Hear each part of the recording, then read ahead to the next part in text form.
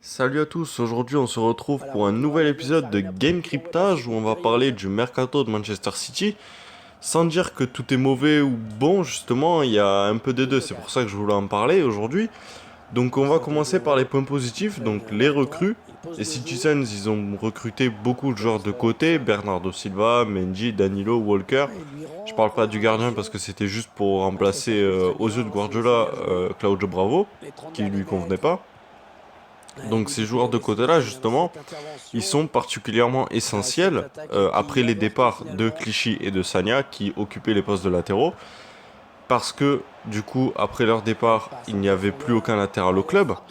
En plus, déjà, la saison dernière, Sagna jouait défenseur central parce qu'il n'était pas assez offensif pour jouer latéral droit. Guardiola, il était obligé bien souvent de placer Fernandinho à ce poste-là. Donc il y avait déjà un gros déficit sur ce poste. Après, ils auront peut-être plus besoin de lui à ce poste-là, du coup, avec toutes ces recrues. Donc Guardiola, il pourra sûrement le remettre soit devant la défense, ou alors j'imaginais dans une position hybride entre défenseur central dans un système à 3 et numéro 6. Un peu comme si vous vous souvenez, comme Bielsa faisait jouer Romao à l'OM, c'est-à-dire défenseur central lorsque l'équipe défend, et lorsque l'équipe attaque, il remonte en tant que numéro 6. Par contre, s'il continue à évoluer plus bas que son vrai poste de numéro 6, il va y avoir vraiment un problème dans cette équipe. Parce qu'à part lui, il n'y en a pas de numéro 6, et c'est bien ça le problème.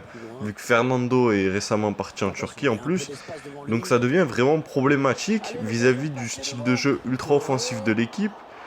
Parce que de n'avoir que des 8 comme Touré ou Gundogan par exemple, qui en plus est blessé gravement en ce moment, en phase offensive ça va, mais lorsque l'adversaire va partir en contre, ça va être de suite beaucoup plus compliqué.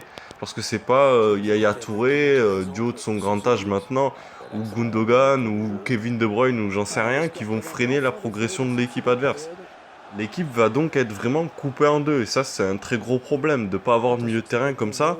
Bon, même si comme je l'ai dit, en attaque ça va pas forcément se voir, parce qu'en plus il y a de sacrés créateurs dans l'équipe. Il y a Kevin De Bruyne, David Silva, Bernardo Silva. Bref, il y a beaucoup de joueurs créatifs pour faire l'animation du jeu. Par contre, en défense, là, ça va vraiment livrer les deux ou trois défenseurs centraux. Ils vont être vraiment livrés à eux-mêmes. Et tout le monde sait que les défenseurs de Manchester City, c'est pas les meilleurs défenseurs du monde. Surtout John Stones, qui a été surtout pris par Guardiola pour sa qualité de passe. Et Dieu sait que Guardiola, il aime beaucoup John Stones, vu qu'il continue à le mettre, même s'il fait beaucoup d'erreurs défensives. Après, donc, il y a Vincent Kompany, il y a Otamendi, qui sont deux bons défenseurs centraux. Mais Vincent Kompany, pour combien de temps il est là? Parce que le mec joue pas énormément de matchs par an, parce qu'il est souvent blessé.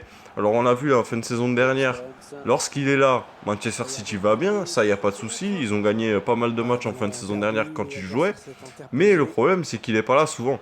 Et du coup je me dis, City est encore obligé de recruter dans ce secteur-là après ces 4 joueurs recrutés en comptant le gardien à vocation défensive. Si on pense que Mendy et Walker sont des joueurs à vocation défensive. Il faudrait donc au moins un défenseur central et un bon numéro 6.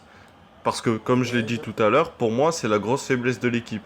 Alors, ils ont beau parler de Kylian Mbappé, Alexis Sanchez, pour augmenter encore la capacité de l'armada offensive de City, c'est pas forcément ce qu'il faut en priorité à l'effectif.